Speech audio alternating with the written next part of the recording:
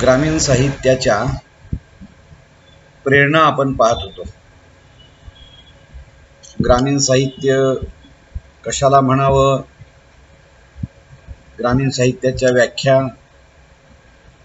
या सगळ्या गोष्टी आपण बघितल्या आणि आपण त्या व्याख्या पाहून ग्रामीण साहित्याच्या प्रेरणा पाहत होतो. त्यातली पहिली प्रेरणा आपण अशी पाहिली, ग्रामीणतेचा शोध घेणं ही ग्रामीण साहित्याची प्रेरणा आहे. दुसरं असं आहे की कृषिनिष्ठ संस्कृतीचं दर्शन घडवणं. या दोन प्रेरणा आपण पाहिल्या आणि आता आपणाला ग्रामीण साहित्याची तिसरी प्रेरणा बघायची आणि ती आहे ग्रामीण माणसाच्या दुःखाचा किंवा दारिद्र्याचा आविष्कार करणं किंवा ग्रामीण माणसाच्या दुःखाचं दारिद्र्याचं चित्रण करणं. काय आहे की भारतामध्ये 60-70% पेक्षाही जास्त लोकसंख्या ही खेड्यात राहते आपण पाहिजे. त्याचबरोबर जे शहरामध्ये झोपडपट्ट्यामध्ये राहतात तीही खेड्यातूनच आलेले लोक आहेत. पण ग्रामीण भागातल्या लोकांचा मुख्य व्यवसाय तुम्हाला मी सांगितलं की शेती आहे आणि शेती आहे आणि शेती ही निसर्गावर अवलंबून आहे. असं म्हणतात की शेती हा मान्सूनचा जुगार आहे, कारण निसर्गाचा लहरीपणा, त्याची अनियमितता, कधी दुष्काळ होतो, कधी अतिवृष्टी होते, नाही का. हे आपण पाहिलं की कधी पिकावर कीड पडते, पिकांचं नुकसान होतं, काही वेळेला तर सगळी पिकच उद्ध्वस्त होतात. आणि यामुळं काय होतं, ग्रामीण माणसांच्या पदरी दारिद्र्य येतं. आणि हे वास्तव आहे आणि आजचं वास्तव नाही, परंपरेनं चालत आलेलं हे वास्तव. बरं, कधी कधी असं होतं चांगली पिकं येतात पण त्याला भाव मिळत नाही, नाही का. म्हणजे ह्याचा जर विचार केला आपण, मध्ययुगीन कालखंडापासून वेगवेगळ्या राजा रजवाड्यांनी किंवा शाह्यांनी आक्रमणं केली. त्या आक्रमणामध्ये कधी कधी शेती उद्ध्वस्त झाली. असं म्हणतात की जेव्हा छत्रपती शिवरायांना पकडण्यासाठी जावळीच्या खोऱ्यामध्ये प्रतापगडावर अफजल खान येत होता, तेव्हा त्याचं सैनिक इकडे 1 किलोमीटर इकडे 1 किलोमीटर असं 1 किलोमीटरच्या परिघात चालत होतं. तेव्हा रस्त्यानं येणाऱ्या, त्या वाटेनं असणाऱ्या अनेक पिकांची नासाडी होत असायची. इंग्रजांच्या काळात नगदी पिकं आली पण शेतकऱ्यांच्या पिकाला जास्त भाव मिळाला, ते कमी किमतीत खरेदी करू लागले आणि एका प्रकारे या शेतकऱ्यांच्या श्रमाचं या देशामध्ये शोषण होऊ लागलं. आणि ही अशी जी व्यवस्था आहे ना किंवा अवस्था, ही आजतागायत शेतकऱ्यांच्या जीवनामध्ये कायम आहे. आणि ग्रामीण भागात आपण बघितलं तर 99% समाज हा बहुजन समाज, वेगवेगळ्या जाती धर्माचा आहे. साळी, माळी, तेली, तांबोळी, हटकर, धनगर, वंजारी, बंजारी, मराठा, लिंगायत अशा अनेक 18 पगड जातीत विभागलेला 99% समाज ग्रामीण भागात. आणि या समाजाचं हिंदू धर्मातलं जे स्थान आहे ते शूद्र आहे. त्याच्यामुळे त्यांना शिक्षणाचा अधिकारच नव्हता हजारो वर्षापासून. त्यामुळे शिक्षणाप्रती आस्था निर्माण करणं किंवा ती होऊही शकली नाही.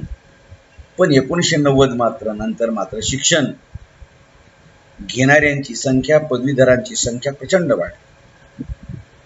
म्हणजे एक तर आधी शिक्षण नव्हतं, शिक्षण मिळू लागलं सुरुवातीच्या काळात, काही नोकरी लागली असती बहुजन समाजाची, पण नंतर काय झालं, वशिला आला,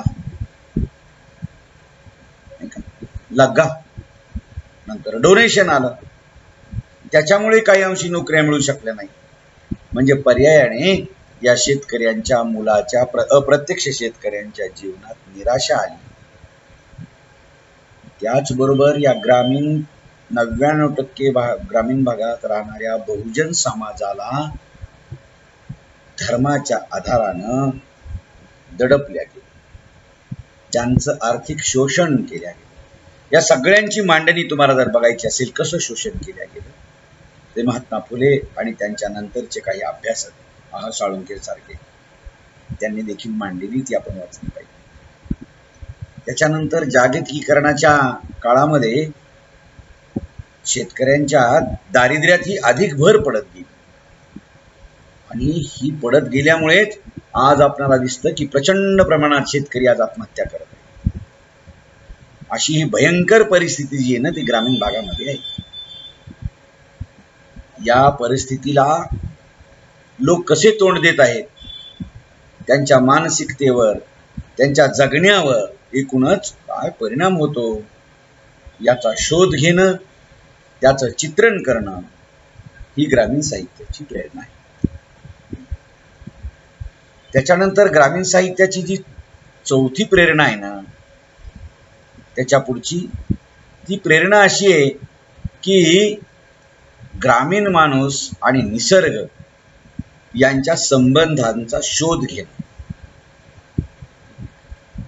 मी आत्ताच आपणाला सांगितलं की शेती, शेतीतील पिकं, प्राणी, पक्षी, वनस्पती हे सगळे निसर्गाचे घटक आहेत आणि शेतकरी हा देखील या निसर्गातील घटकांच्या सोबतच आपलं आयुष्य जगत असतो. आता निसर्ग म्हणजे काय तर पाऊस, आकाश, नद्या, नाले, डोंगर, ढग, वृक्ष या सगळ्यांच्या सान्निध्यामध्ये शेतकरी आपलं सुखदुःख भोगत असतो. हा जो निसर्ग आहे ना, हा निसर्ग शेतकऱ्यांना पीक पाणी, अन्नधान्य, भाजीपाला, फळं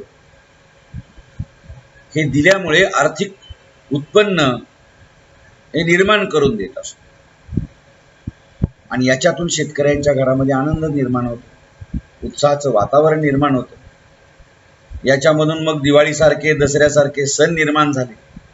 पण हाच निसर्ग जेव्हा पोपला, दुष्काळ पडला किंवा अतिवृष्टी झाली, गारांचा खच पडला, पिकावर प्रचंड प्रमाणात रोग आले, कीड आली, ही संकट जर त्याच्या शेतीवर आली ना, तर मग शेतकरी उद्ध्वस्त होतो आणि मग त्याच्या जीवनात दारिद्र्य येतं. मग तो छोट्या छोट्या गरजा देखील पूर्ण करू शकत नाही आपल्या आयुष्यामध्ये. त्यातून उपासमार होते, कर्जबाजारीपणा येतो आणि मग हा निसर्गाचा कोप त्याला सहन करण्याच्या पलीकडचा असतो. मी तुम्हाला सांगितलं की मी काल परवा गावाकडे गेलो होतो. हे बाकीचे रोग या सगळ्यातून जरी वाचवलं ना, उगवण्यापूर्वी त्या उन्नी खायला, पक्षी उकरून खायला लागले, पाऊस नाही पडला लवकर पेरल्याबरोबर, त्याच्यातून वाचलं तर हरण खाऊ लागले, धान उगवलं थोडंसं,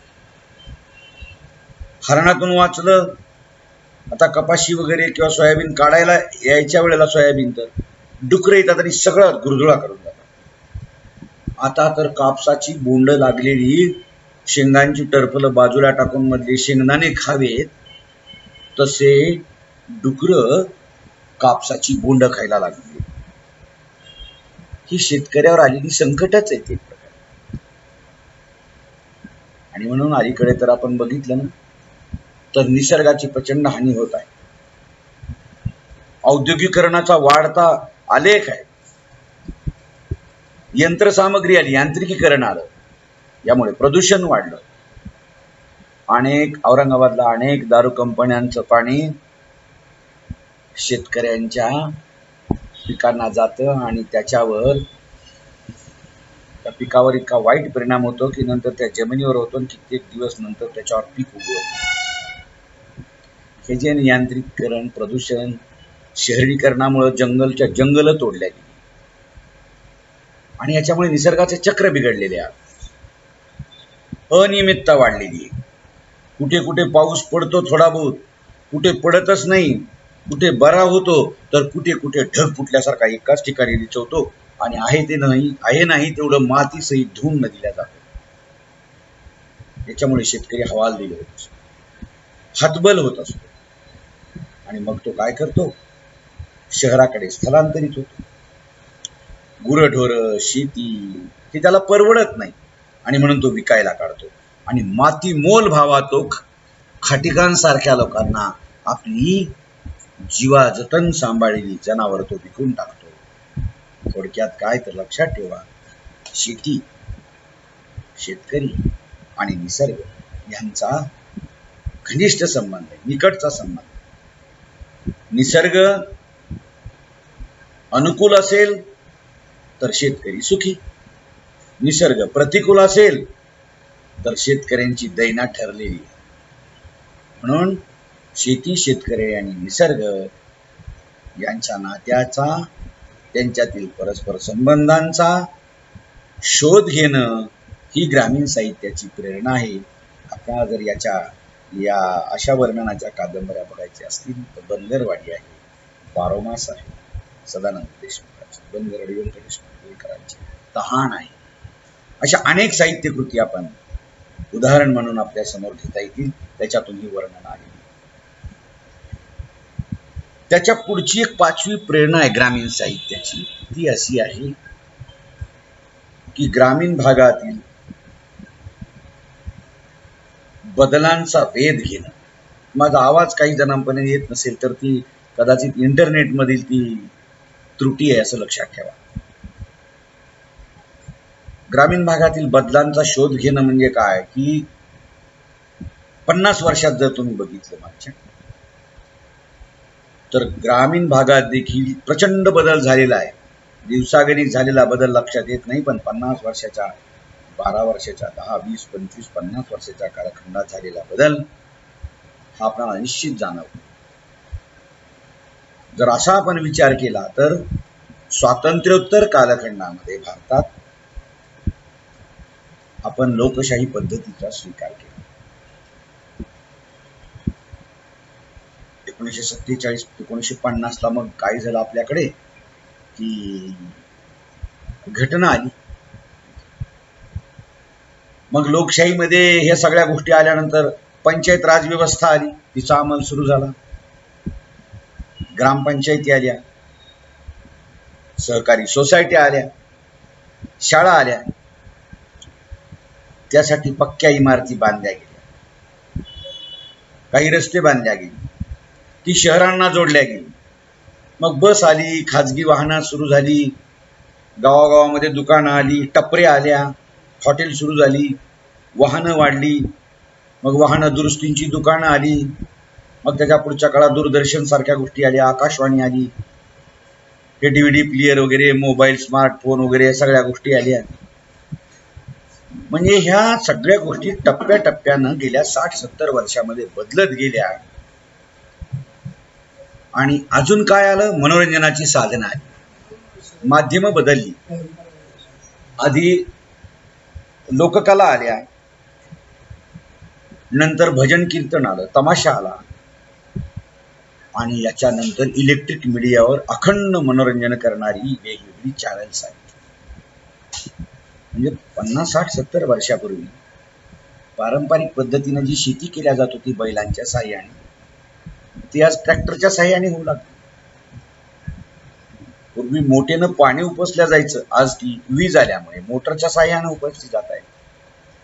रासायनिक खतं आली, कीटकनाशक आली, संकरित बियाणं आलं. ही 60-70 वर्षाच्या कालखंडामध्ये हे संबंध गोष्टी आल्या. उत्पादन वाढलं, उत्पन्न वाढलं, पण खर्च आणि उत्पन्न यांचा मेळ बसेना गेला आणि म्हणून शेती आज ग्रामीण भागातल्या लोकांना देखील परवडत नाही. नंतर लोकशाही व्यवस्थेत सरपंच, ग्रामसेवक, तलाठी, आमदार, सहकार क्षेत्र या सगळ्यांचा वावर वाढला आणि शेतकऱ्यांच्यासाठी असलेल्या या संबंध योजनेमध्ये प्रचंड भ्रष्टाचार सुरू झाला. शेतकऱ्यांपर्यंत त्याचा लाभ गेला नाही. पुन्हा बँका आल्या आणि बँका आल्या तरी शेतकऱ्यांची पत नसल्यामुळे त्यांना कर्ज मिळेना झालं. मग सावकाराकडून अव्वाच्या सव्वा व्याजदरानं कर्ज येऊ लागलं आणि या सर्व गोष्टींचा परिणाम शेतकऱ्यांच्या बिकट अवस्था निर्माण करण्याकडे झाला. शिक्षणाचा प्रसार वाढला, त्याचा प्रचारही झाला, शाळा महाविद्यालय निघाली, काही अंशी नोकरी मिळाली, पण अनेकांनी या नवीन बदलाशी जुळवून घेत स्वतःचे व्यवसाय सुरू केले. यामुळे काही अंशी शेती सुधारली असेल, आर्थिक शेतकऱ्यांची परिस्थिती सुधारली असेल, काही कुटुंबांना लाभ झाला असेल, पण भ्रष्टाचार आला, शिक्षणाचा अभाव आला, आर्थिक दुर्बलता आली काही घटकांना, आणि या सगळ्या विकासापासून खूप मोठा वर्ग वंचित राहिला या बदलांपासून. त्यामुळे खेड्यातलं दारिद्र्य, तिथलं नैराश्य, तिथली गुन्हेगारी आणि तिथे वाढत जाणारी लाचारी ही शेतकऱ्यांच्या आत्महत्येला, त्या गोष्टीतून प्रोत्साहन मिळू लागलं आणि शेतकऱ्यांना पर्याय राहिला नाही. आणि म्हणून या बदलांचा परिणाम समाज मनावर खूप दूर झाला, खोल झाला. आणि या सर्व बदलांचा शोध घेणं आणि तो साहित्यातून मांडणं ही ग्रामीण साहित्याची प्रेरणा आहे. अशा एक 5 प्रेरणा आपण बघितलेल्या आहेत. याच्या पुढच्या ज्या प्रेरणा आहेत ना, त्या प्रेरणा मी तुम्हाला नंतरच्या तासाला सांगतो. ठीक आहे.